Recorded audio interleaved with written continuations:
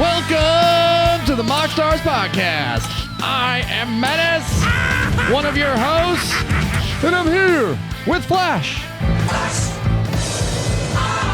Waiting for the sound effect to end, which I'm not hearing this week. And it's over. And we're clear. We're clear, indeed. Welcome to the #1 show on the internet for Magic the Gathering and Dr. Pepper. And if you met me at MagicCon, I pitched that 1,000 times. And now, when you hear the episode, it all makes sense. The 23 crisp flavors of Dr. Pepper nourishes the soul. It nourishes the mind. 2 consecutive peps will open your neural pathways, the equivalent to the Limitless pill. If you'd like to support the show, you can do so by finding us on YouTube, where we're at 469 subscribers. Nice.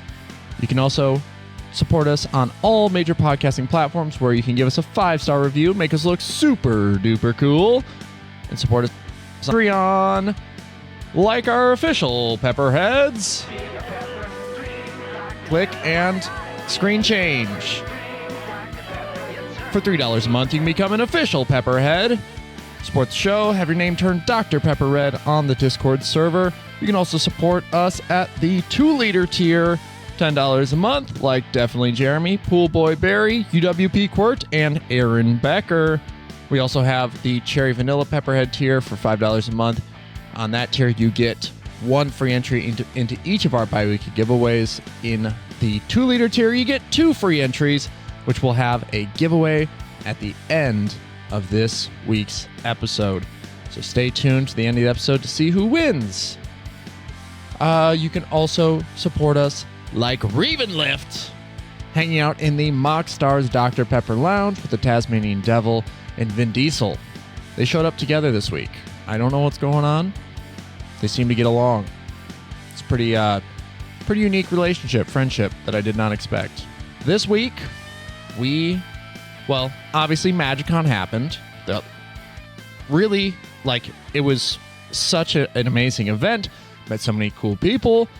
Throughout the course of the show, got to play so many games, and we got a bunch of new cards. Before we talk about some of those new cards from DragonStorm, I said last week that I was going to reveal the custom cards I specifically made for MagicCon for my brother, who had his puppy pass away a couple weeks back. So took the time, made some custom cards for him, and because AETHERDRIFT lacked the Start Your Engines commander deck, it was just a mechanic designed for standard. I took the time to make a Naya deck, because Naya guy gonna do. And here they are on screen with us on YouTube. I'll read them out loud for everybody on the podcast platforms. We have William, who is my brother. Master of Momentum is a 2 in a red partner with Poly Spirit of Speed, a 1/5 legendary human with haste and Start Your Engines. When William enters, create a colorless equipment artifact token named Birdie, Polly's favorite toy, with equipped creature gets +1/+0 and has pay 1, tap, unattach Birdie. Birdie deals 1 damage to any target and equip for 1. Additional text: once during each opponent's turn, whenever an opponent loses life, your speed increases. Wow. Yeah. The Master of Momentum indeed. Someone who can gain speed on each opponent's turn. And now we have Polly, Spirit of Speed, a green and a white partner with William, basically a star 4 legendary dog that says start your engines and max speed. This creature gains vigilance, haste, double strike, trample, lifelink, and protection from instants. Whenever you are dealt 1 or more damage, your speed decreases. This ability triggers only once each turn. Polly's power is equal to your speed. She had all the zoomies, man. She had all the zoomies in the world. So that's what the spirit of the deck was, is that they would go out during the pandemic. I lived with them, and so Polly has a special place in my heart too, but they would always take this the toy, the birdie, out and throw it into the field, and Polly would just zoom, just go. Like you just like a little train take off. And when she got up to full speed, there was no stopping her. If you got hit the knees, you're going to the hospital. So I wanted to like sort of make a card that was powerful, but not too strong. It sounds like it's really strong. And we played this a few times at the tables in MagicCon, and it like you get up to max speed really quickly, and then Polly becomes this crazy vigilant haste double strike trample lifelink with protection from instants, which is a lot of text, but you lose speed if you take damage.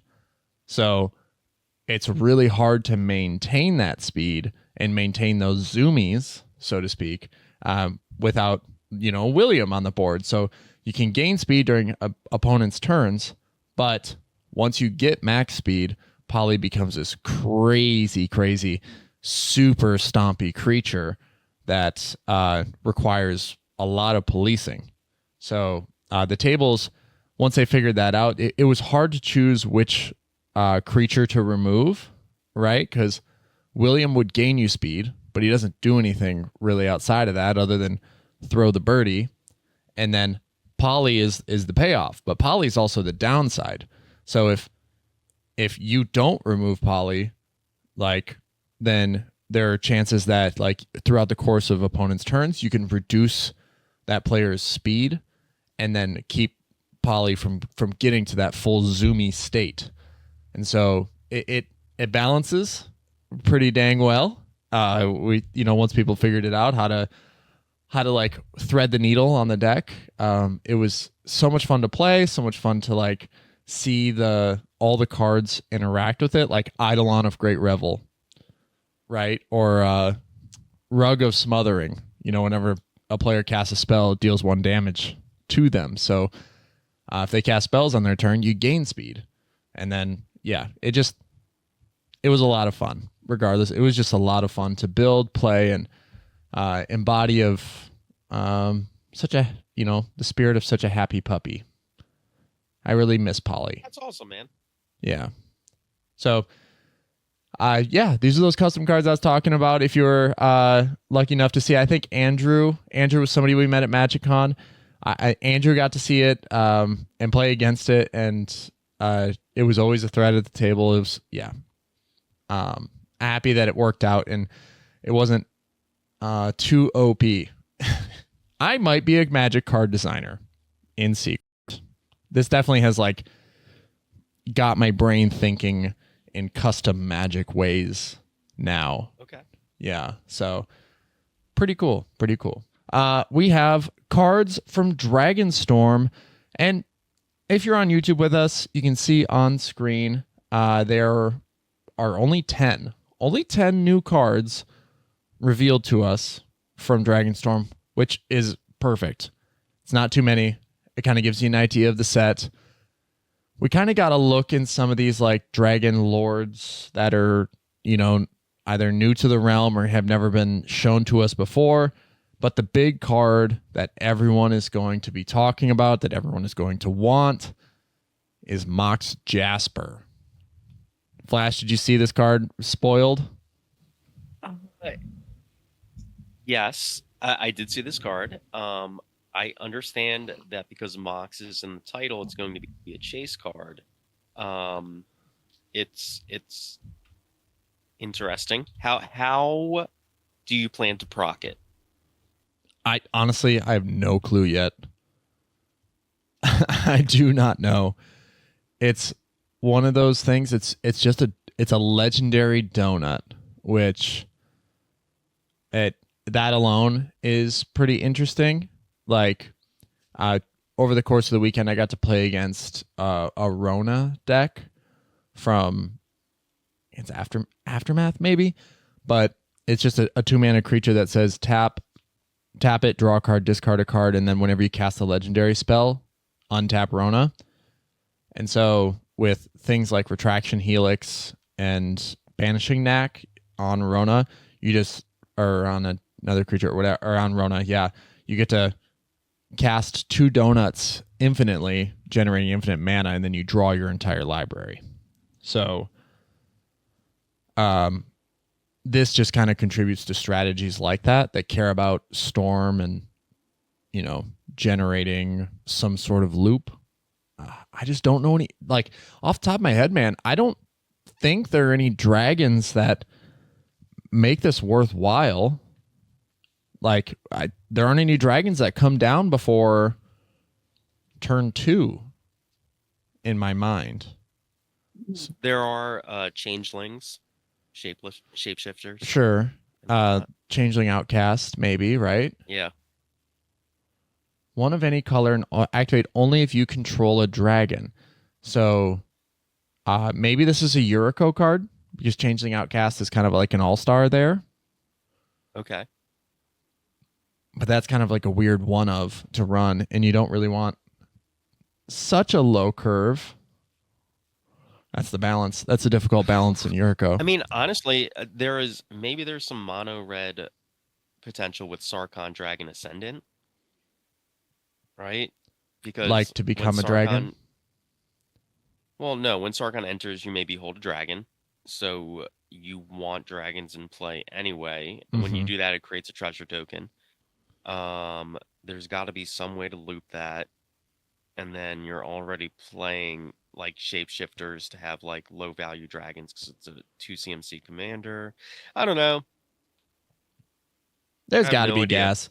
There's got to be gas here somewhere. It's like when Mox Amber, because I think that's pretty much the last Mox that we saw made way back in Dominaria. When that was made, it was super cheap right out the gate, because I don't think we were valuing commanders. We obviously didn't have Rograk back then. Didn't have so many things that were low to the ground, and so Mox Amber wasn't seen as like you had to have a legendary creature, and it can only tap for colors of the creature.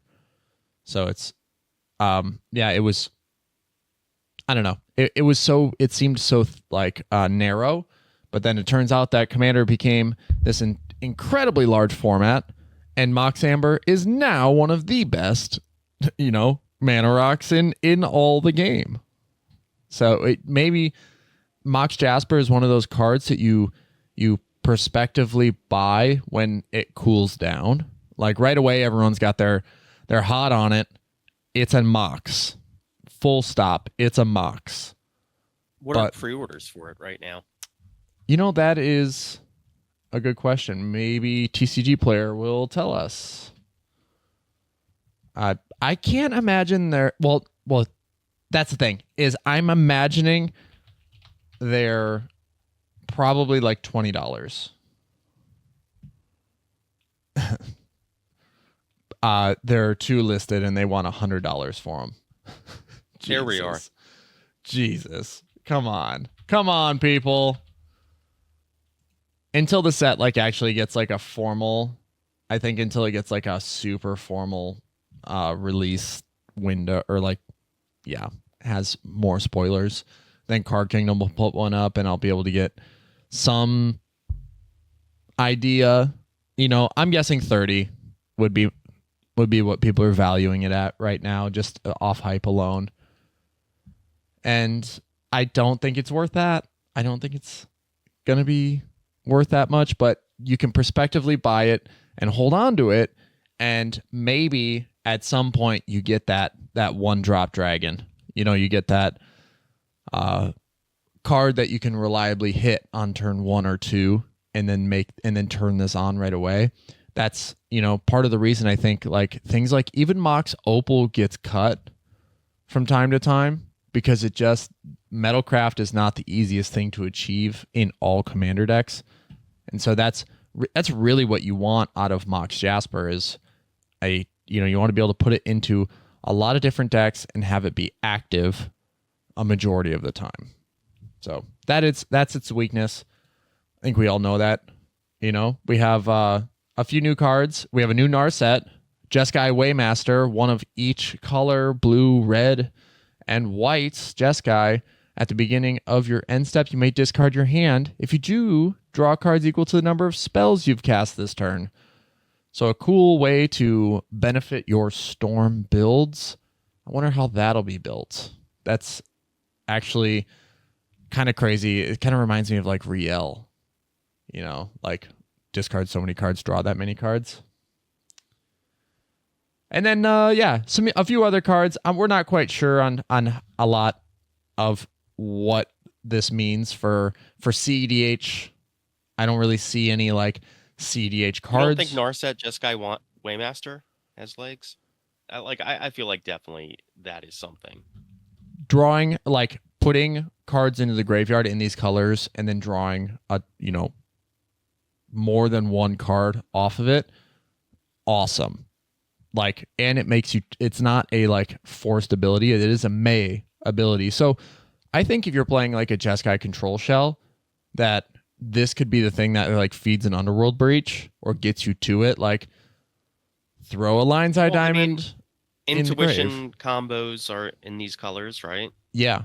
Yeah. You do have lines here.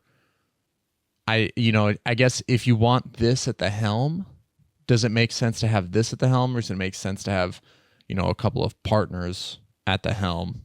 You know, I don't know. I mean, I could see a glass cannon type version of this that is trying to win turn 1 end step, or like on someone else's turn, right after their first turn. Yeah, like Born Upon the Wind type thing. Yeah, I mean, because you have a decent, like, there's enough eggs and enough like mana rocks and things that you can, you know, and red has like, you know, rituals. There's enough stuff that you can probably do where you like drop your whole hand turn 1 and then refill it. High probability of cards that enable your combo being in the 4 or 5 cards that you draw on that end step. You have the mana to do it. Something happens, step 3 profit. You know? Yeah. You sort of go bim bop boom boom boom bop bam, and then you discard your hand and draw a ton of cards. And yeah, and then like also too, it's one of those glass cannon decks where, all right, you're going for it, and even if you get stopped, you have the ability to refill your hands and get back in it. Sure. Right? Sure. Yeah. Like you can, you're not so punished for spilling your hand out onto the board, where a lot of other decks, you know, if you mull into something or you draw into something, like your first hand is, like you said, donuts, a way to get Narset out on turn 1 or whatever, you're not punished for putting Narset out on turn 1. Maybe that's where the gas is, right? It's all gas, no breaks. Narset turn 1 or bust, and then you draw 6 cards. Because at a minimum, if you're playing Narset turn 1, that is a land drop and then 2 other spells, so 3 spells. Yeah. And even if you, let's assume you didn't mulligan and you're starting the game with 8 cards in your hand, right? Mm-hmm. So land 3 spells, you're down to 4 cards in your hand. Maybe you had to win a counter war or something on the stack to even land your commander, because someone at the table is smart and knows that, like, if you're trying to land Narset turn 1, you're going for a win, or you're setting up like, you know, an incredible card advantage, right? Well, I could even see a turn 1 offer you can't refuse on your own spell to boost that storm count, but then give you 2 treasures so that you know, so that you can actually have the mana to cast Narset. Yep, that's a good line. And then so at that point you are card draw positive on turn 1 with Narset in play, right? Right. And if you don't like the remaining cards in your hand, guess what? Now you're drawing 4 or 5 new cards, something like that. Yeah. Yeah, you like, there is, now that we talk about it a little bit, there is that potential where, you know, every turn your goal is to just spill it all out, spill a hand. Your worst enemy is obviously a deafening silence, or you know, some sort of stacks piece that, you know, rule of law, like that type of effect is your worst enemy. Then it's a deck also that doesn't care about burning through cards in hand. So like you're not holding on to your counters for late game. Like you have faith that you're gonna draw new ones and have them, and so you're not letting those stacks pieces land. Oh man, you'll be crazy. It's just like a chain of vapor to like bounce all your rocks back to your hand and like sack your lands, but then go ahead and drop all your rocks again, like put everything back down, and then go in your end step and just discard nothing and draw 19 cards because you looped things. Yeah, throw Ox of Agonis or whatever in there as a value piece. Cards like that. Oh, from cast it from graveyard. Yeah. Yep. Yeah. No, I mean that actually sounds like a fun build around where you are on this edge of your seat the whole time. You're just pushing for value. Out of the other cards that were revealed, Sarkhan has a new mechanic called Behold, which, look at this dragon I have in my hand or on the field. That's what Behold now means. So is Behold, they haven't explained the mechanics yet, right? Is Behold specifically reveal a dragon? I think it's like, is that what it makes it Behold? I think like a different reveal type situation. Exactly. Or that it also encompasses like cards on the battlefield. Exactly. Like so okay. Like, is it going to apply to other creature types? I think so. So there were those those lands, or I can't remember if those lands that are like if you control or reveal a fairy from your hand or whatever, it could come in untapped. Like, I think you could errata cards that have that type of effect to say, behold a fairy, behold a goblin, behold a something like that, right? This is, just their way, I think, of shortening the amount, because they put so many words on Magic cards these days. This is a way for them to shorten 8 words or more into 1 word and have it become a mechanic that we now could use in a deciduous manner. I think that's how they treat it, right? Like trees, where comes and goes. They use it as needed. So yeah. Is that the nomenclature that they use? Like they use perennial and deciduous and things like that? I thought they used like tree, like tree life cycles as a way to describe mechanics. Like, this is an evergreen. Do they have mechanic. Mechanics that are like weeds? Like, is Storm considered a weed mechanic? like you just want to root it out. Yeah, you already created it. Take hold. Yeah, you've already created it. It's got roots in the game. It's something you got to keep making. People like it too much. Like Storm Scale Scion. Like this new dragon, 6 mana with Storm on it. Imagine casting a few spells before casting a 6-drop. You got to be so far in the game, like, to get that payoff. Just insane. Yeah, because it doesn't count for cheating that card into play. Right. I will say that the new enchantment, Smile at Death, actually looks really good. It's 3 and 2 white. At the beginning of your upkeep, return up to 2 target creature cards with power 2 or less from your graveyard to the battlefield. Put a +1/+1 counter on each of those abilities. So they took Alesha's ability and then just sort of put it on an enchantment and then made it a little stronger. I think this is a pretty great engine for like later in the game for Mardu sacrifice, or even anything in white that is playing some sacrifice loops or milling even. This is I think this is a really cool card. It might be sneaky, man. It might be sneaky at the end of the day. We'll see. All right. So MagicCon, it happened. Met so many cool people. Jay, Don at LobbyCon at the end. Andrew played with a ton. All the names. Mike, Troy, got to play games with Troy finally, and in Troy's playgroup. There was a moment I had told the guys I would talk about this where there was some dishonesty at the table, And I'm telling you, man, I was so upset. There is a quick story from MagicCon. We're playing this game, and I'm playing Helga, and I'm about to drop a Grand Arbiter because I need, like, Blue Farm is right next to me, and they've drawn so many cards off Heuristic Study, and they're showcasing a Lion's Eye Diamond in the graveyard. So, like, in my mind, I'm thinking, drop the Grand Arbiter.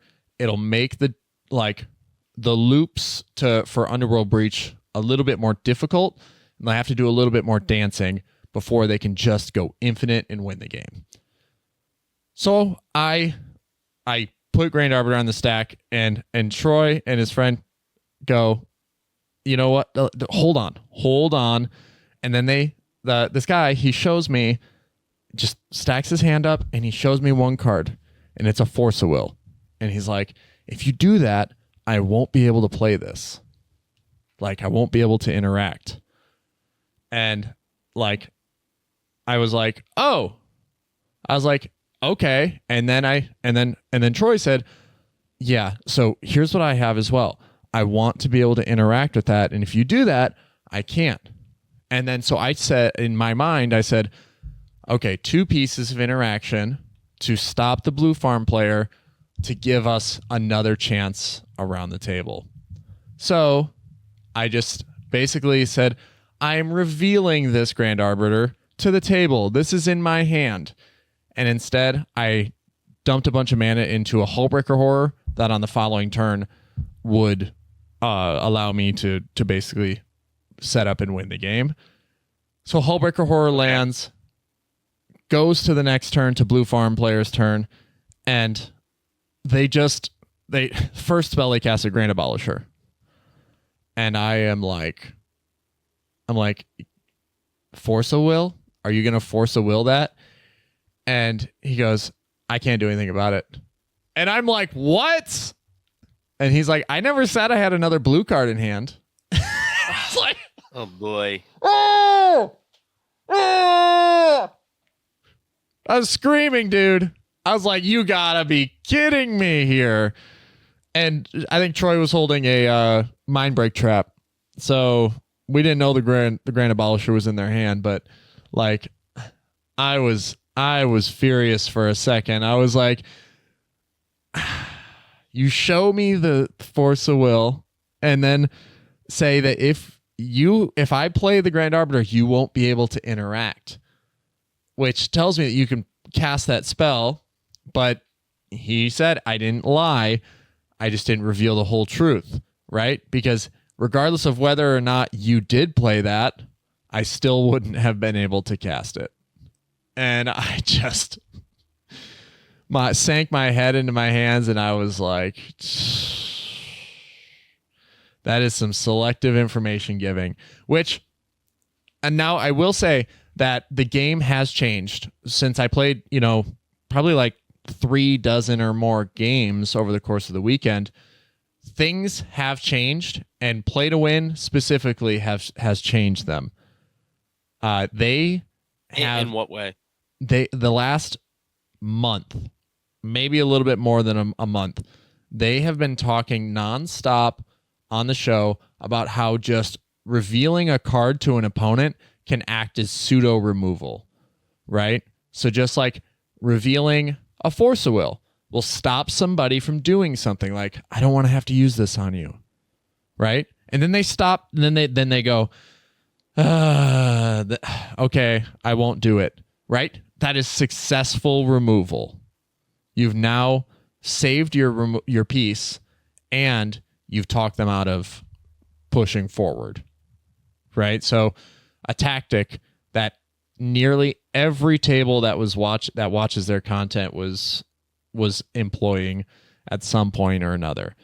So information, as you play in different play groups, like obviously you get to know your buddies, you get to know how how valuable information is to them and each like every individual player, and you get used to their habits.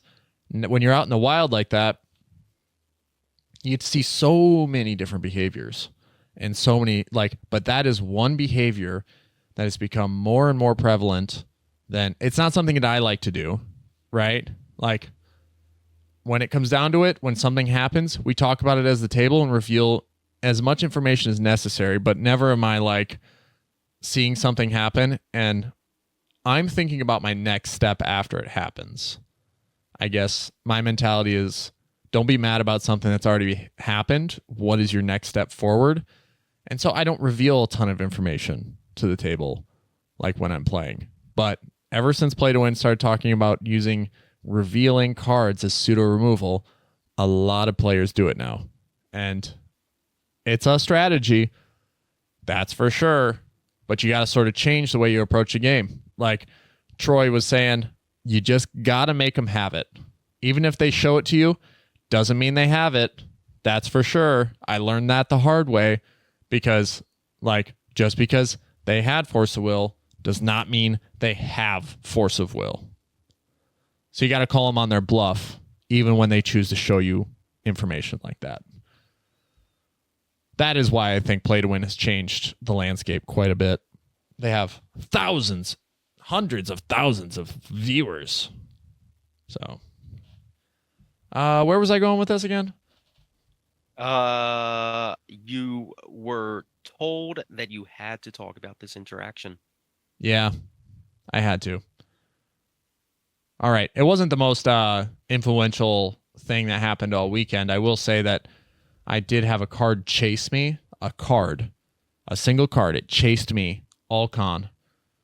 And Vexing Bauble is the most annoying card in cEDH right now. In what way? Like, if you mulligan, like, I was cursed all weekend by not having enough land. I would have 2 lands in my opening hand, and then a ton of, like, interaction that was either free or, you know, costs, you know, like endurance, like it costs a card out of your hand to play it. So I would keep hands that had a lot of interaction, but I would only have 2 lands, and so I would just pray that I would draw my 3rd land or whatever, and just sort of like keep the game alive. But Vexing Bauble, like 4 games in a row, just straight up nuked me out of the game, where I'd play a land, make my turn 1 play, and then go to my second turn, play my second land, 3rd turn, no land. Screwed. Like, I had 3 chances to get a land to keep going, to keep pushing forward. So you got to be able to interact with the table in a meaningful way, which is why I kept some of the hands, because I'm like, I can still interact with, you know, something through a force negation. But in these games, Vexing Bauble was present almost all of the time. And these were players that were just trying to protect, like, they were protecting their own business, but they were also not allowing me to interact with the opponents that were, you know, shooting for win conditions and stuff like that. Sounds like a very vexing bauble. It was incredibly vexing. So that, I think I saw Vexing Bauble. So in the like nearly 3 dozen games I played, I saw it in at least, I know 8 games right off the top of my head, like that I saw it in, that it just destroyed me. So there's that. Vexing Bauble, very vexing, incredibly good, and well, like I didn't think I would see it be as prevalent in cEDH as it is. Like, I thought it would be a piece that turbo decks would use to obviously protect the win. Like, but this is something that people are just using as a stacks piece to prevent interaction. It's almost just as valuable as like a defense grid is. Like, if not better than defense grid, because you can also remove it due to its own ability and draw a card. So Vexing Bauble, really good right now. Keep playing it. The only reason that I'm upset or vexed by it is because of how effective it was. So, yeah. While I was sitting at MagicCon, a lot of my experience was ruined by one deck in particular. And not just because it was so formidable. It was a deck that we've all been seeing on the horizon. It's very exciting. It pursues windows of opportunity that we have never seen before in cEDH. And so it's something that is sort of taking the world by storm. And that is Hashaton, Scarab's Fist, the new Kinnan, if you want to call it that. It is an Esper commander. Hashaton says, here we go. Hashaton, a white and a black. Whenever you discard a creature card, you may pay 2 and a blue. If you do, create a tap token that's a copy of that card, except it's a 4/4 black zombie. Hashaton is a 1/3. Zombie wizard. So wizard is also relevant in that. There are a lot of really good cards you can play in this deck. There are a lot of really unique discard outlets I did not expect, actually. Like Ghostly Pilferer, which is a 1 in a blue creature that says you can discard a card. Ghostly Pilferer can't be blocked this turn, so it's a free discard outlet. And on top of that, it says whenever an opponent casts a spell from anywhere other than their hand, you draw a card. So, yeah, you cast a commander, Pilferer is going to see that. You draw, and then they draw a card. You cast something from the graveyard, you go for Underworld Breach. They are going to draw cards off of the entire Underworld Breach line. So Hashaton has been making appearances in tournaments and not doing super well right now, but I could tell that MagicCon was sort of the crucible for a lot of players. Get their reps in, figure out how it works, and just start basically reducing it to your best options. There are a lot of really great creature cards that pretty much just win the game for you right off the bat. Like Hoarding Broodlord just wins the game on resolving a Hashaton trigger. So the card's design in itself is upsetting to me because eternalizing something would require you to exile it from the graveyard in order to create the 4/4 black zombie, the copy token of it. But this says if you discard it, if you do, you can pay 2 and a blue and create the token. You don't have to exile it from your graveyard. So the card gets even better just by omitting that little bit of text. But it also means you can't really interact with it because I had a Soul Cauldron on the battlefield in a couple games, and it just exiling the card with the trigger on the stack does nothing. You still get the token copy. It's pretty freaking gnarly. It's just any card you discard or any creature you discard. So people are exploring a few things with Leveler, which I don't know if you remember, Flash, but we talked about this, I don't know, maybe 2 months ago. But it was just if you have to play Leveler in a deck, it's a bad deck. Yes, I agree. Having played Leveler myself, that is my opinion. And I was always fearful of it because someone could force you to draw a card. And you just lose. The one thing I'm noticing more and more is that, one, players are very knowledgeable of their forced card draw effects. This deck we're looking at, this Hashaton list I have on YouTube, actually has too many. I feel like it has too many forced draw effects. It has Archivist of Ogma, Ledger Shredder, Esper Sentinel, too many cards that make that opponent draw a card. They're even playing Notion Thief. So if you Leveler and someone would draw an additional card while you have a Notion Thief out, you'll lose. So that is another thing that you have to be conscious of when you play Leveler. How many forced card draw effects are you playing yourself? And then how many exist out in the world that can make you lose the game too? So Hashaton, over the course of the weekend, I didn't see a lot of what is going on in this list here on YouTube. What I saw was a lot of Bone Miser, and oh man, once the Bone Miser came down, spin away.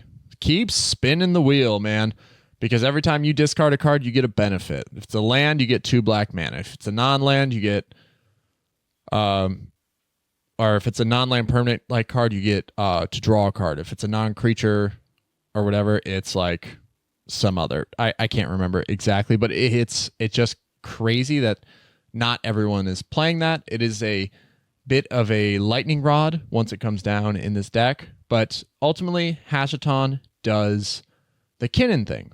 It is 2 mana, comes down very early, if not turn 1, and then on turn 2, you pray that they don't have it, because like I was saying, a Hoarding Broodlord is all you need to send this deck through the stratosphere. So this deck is evolving. That's really the point of why I wanted to talk about it, is because it is growing. People are figuring out the lines. While people are trying to figure it out in tournament, there are so many people practicing behind the scenes to give this deck a shot in their own unique way. There's so many creatures out there. Like I saw like some primordial 7-drop, 5 and 2 white that said when it enters the battlefield, exile a creature for each opponent, exile a creature they control. Like, boom, mass removal. While that was like more of a casual card, it did make me aware of like the versatility that this deck can have. Like people are playing Nezahal so that you can draw cards, pretty much discard and then put this onto the battlefield when someone is going to present some sort of like crazy loop of casting non-creature spells, and then you just draw a ton of cards. Elishnorn exists in this list. Consphinx, like all things that are beneficial for you to put out onto the battlefield as a larger or as a 4/4 zombie. Like Esper Sentinel later in the game coming down as a 4/4 pretty much makes that draw a guarantee, because no one's going to pay 4 for that. We know that from Mystic Remora. The suite of interaction is also really great. In Esper, I think this is where Kinnan struggles, where Kinnan has to hit creatures off spinning it. Like spinning the Kinnan, you have to hit something that either slows the game or makes it harder for your opponents to interact, like Void Winnower or like Wandering Archaic is a really great thing to see when you're spinning the wheel. But in this, you just have all of this interaction built into the list, so it's in your hand. You're ready to go pretty much at any time, and getting your commander out early, super beneficial. Like you're always like Fierce Guardianship is going to be active and alive very early in the game. Esper is not usually in my wheelhouse, but when you can cheat out big fat creatures like this, it kind of piques my interest a little bit. There's also some really cool like Tortured Existence, which is a 1 black mana enchantment that says you can pay a black mana, choose and discard a creature card, then return target creature card from your graveyard to your hand. So notably, Hashaton does not exile the card from the graveyard. So you discard a creature card, you get that Hashaton trigger, choose to pay it or not. You get another creature back to your hand, pay another black mana, discard the thing you actually want, get the token, bada bing, bada boom. It could be a Broodlord line, So there's so many things. People are finding lines with Palinchron. Peregrine Drake is also another thing that if you see it discarded to and the trigger goes on the stack, there's likely a loop attached to it. These are creatures that are known to have combos just stapled to them in some sort of way, or allow you to keep rolling the dice, so to speak. It's like rolling 7s at the casino, right? You just, hey, keep rolling 7s and everything's good. That's what kind of what Hashaton's doing with cards that allow you to untap your lands. There's also a really unique line with Angel's Grace, because this is, like I was saying, a commander that pursues windows in very unique ways. Like the split second mechanic is kind of crazy, but we have the ability here to basically circumvent that, where people can't interact. They can't put anything on the stack while while the split second is on the stack, you can do some pretty cool things with Lion's Eye Diamond, because Lion's Eye Diamond is a mana ability.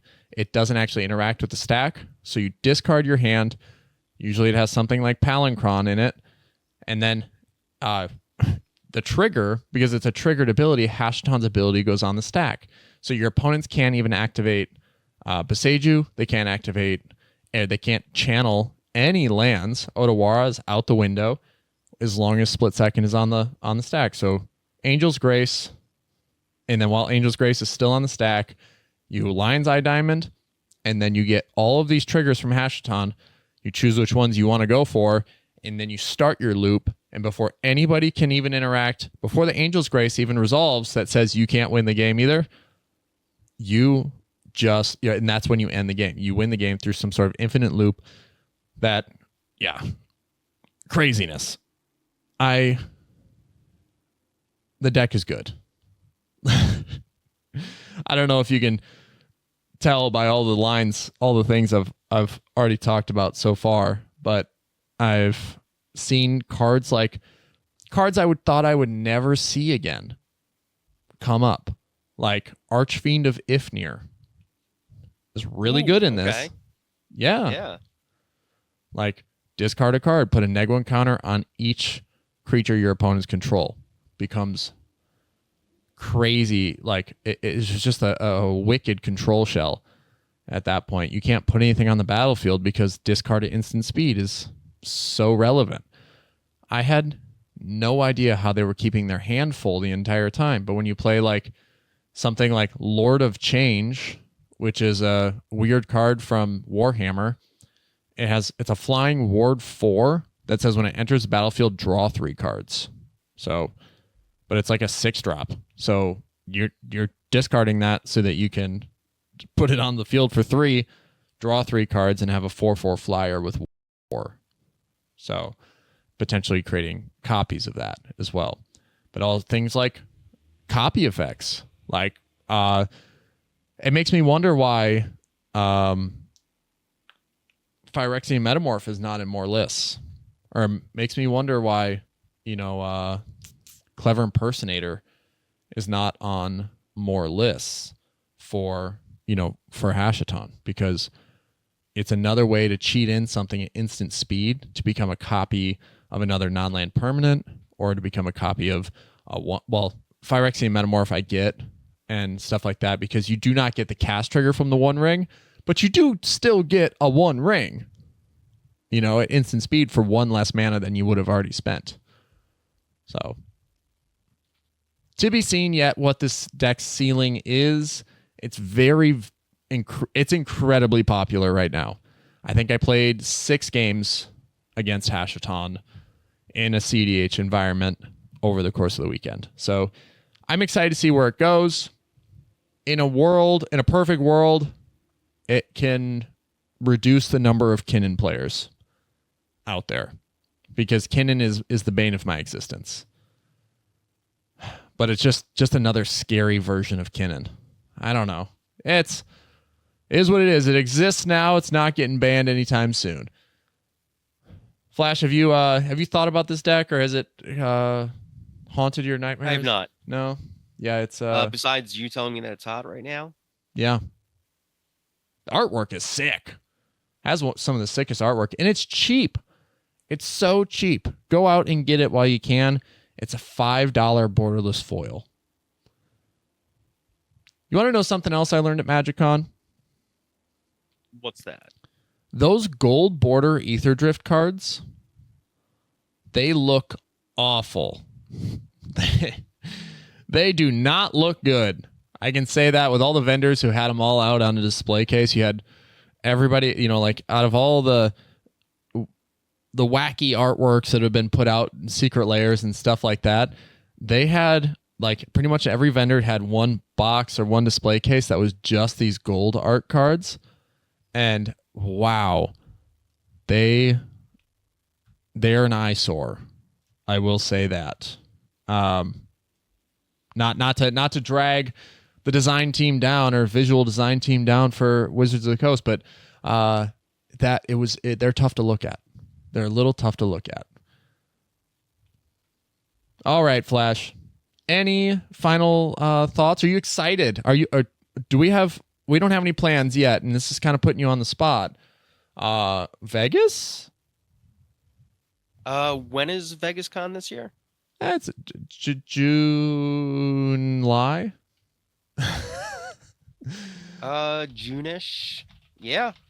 Yeah, I'll probably be there. I can't imagine that I wouldn't. Yeah, I'm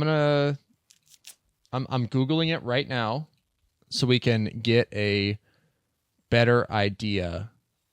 Here we go. The MagicCon, June 20th through the 22nd. MagicCon Las Vegas. Sounds like the MoxStars are making an appearance. So we'll see you all there, hopefully. Fingers crossed. It's really exciting. I want to be at it. I want to be at every one of these things. Like, I want to take tokens. I want to take stickers. I want to get one more card signed by Dan Frazier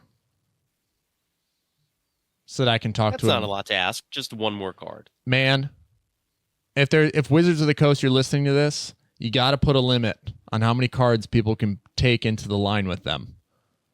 Oh my God.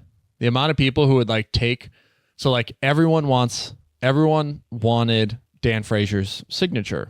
And, he hasn't been to a million events as of late. So at MagicCon, it's like one of the more highly sought after lines to get into. Friday, Saturday, line was impossible to get in. It was so long as soon as the con opened. And then I got in on Sunday and I only had one card that I wanted signed. But then I would just watch people drop 20 cards in front of him and just be like, can you sign all these, please? And I'm like, oh my God. It's crazy. Wizards of the Coast, please put a 3-card limit and then allow people to get back in line. Put a 3-card limit and then just get back in line. Get those lines moving. I know that that's more transactions, potentially more credit card transactions for the artists, and that costs money. And they're probably not happy about that. But if you have so many credit card transactions, you actually get a lot of those fees waived. So, I don't know. It just make people's time less wasted at your conventions, where people only want to get one card signed, right? I stood in line for an hour and 15 minutes, and there were only, 15 people ahead of me. And it was insane how many cards were being signed by each person. And then one guy ahead of me was just a friend came up to that person and tried to hand them 10 more cards and was just like, can you get these signed for me? And everyone was like, are you... Boo this man. Yeah, boo this man! And he was like, nah, I've already got 3 other friends' cards with me. And I wanted to boo that guy. It's man, come on right now. But then I had a friend come up to me and be like, hey, can you get this signed? I asked for permission from everybody. I said, hey guys, I have one card and he just wants to get one card signed. Is that okay? And I gave everybody in line a Dr. Pepper and people were chill with it. So Dr. Pepper pays the bills. Remember that. This is the #1 podcast on the internet for Magic the Gathering and Dr. Pepper. We also talk about Don Cheadle sometimes. Yeah, we talked about the Dr. Pepper presence at MagicCon Chicago. We have not. That's pretty important, I feel like. Yeah, I did have 3 12-packs on day 1. And by the end of Sunday, I was giving out the last few Dr. Peppers that I had. So it wasn't really a mountain. I put the mountain on the table once, and then someone was like, why do you have so much Dr. Pepper? It's making it so that other players can't play at this table. And I was like, okay, I'll put it on the floor. Sad. But yeah, it was I had a ton of them. I was carrying them around all day. Artist Alley, I was giving them, I hit up Tyler Jacobson. He got 3 Dr. Peppers this weekend. As the greatest fantasy artist in the world, he deserves them. And he loves Dr. Pepper. If you know Tyler Jacobson, or if you would like his artwork, if you want to be in his good graces, bring him some Dr. Pepper. When you see him, bring him a can. He loves the stuff. Dr. Pepper Zero is what he buys at home. So make him feel at home. Get him a can of Dr. Zero. Any final thoughts, Flash? On Dr. Pepper? Yeah. It's a great beverage. Just thank you for sponsoring us. We're looking forward to that offer. Very much so. Yeah, that's what I meant to say. Yes. All right. Well, we're going to get out of here. This has been the MoxStars podcast, the #1 podcast on the internet for Magic the Gathering and Dr. Pepper. If you'd like to support the show, you can do so by finding us on YouTube, where you can like, subscribe, and ring that bell for more notifications. 469 subscribers. Nice. I just wanted to keep saying that. Nice. Yeah, 400 is a very funny number. Yeah. Yep. And you can also support us on all major podcasting platforms by leaving us a 5-star review. If you love the show, make sure you share it with your friends as well. Every single opportunity to get out at MagicCon, the audience grows a little bit more. It's so much fun to get out there and just like to meet everybody. To everyone I played with, I had such a great time. If I didn't mention you, if I didn't say your name, I'm so sorry. I'm so sorry. But I had a great time, regardless. And I'm looking forward to all the future cons. Vegas, maybe Atlanta this year. Who knows? It's a little far in the future yet. Haven't planned that far.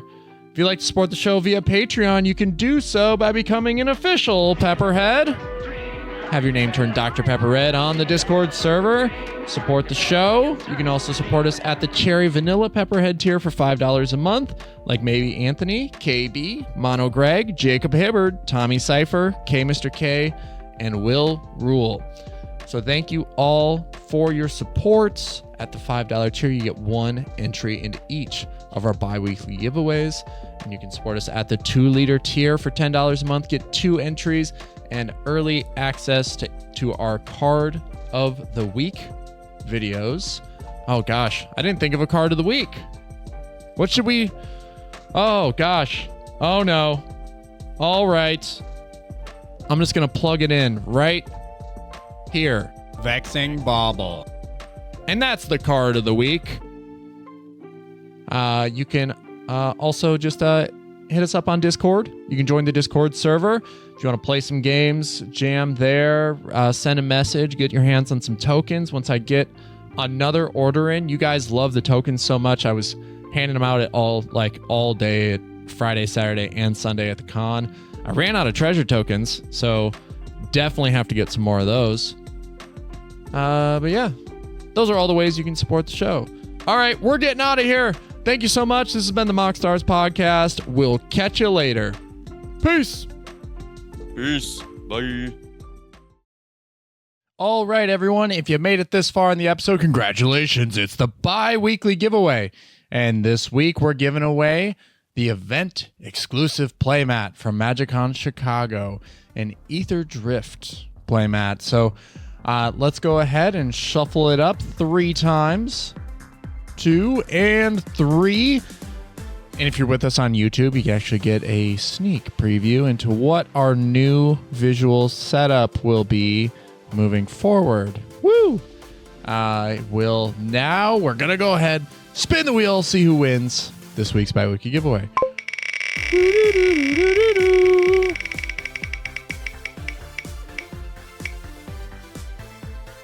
And it's Ravenlift!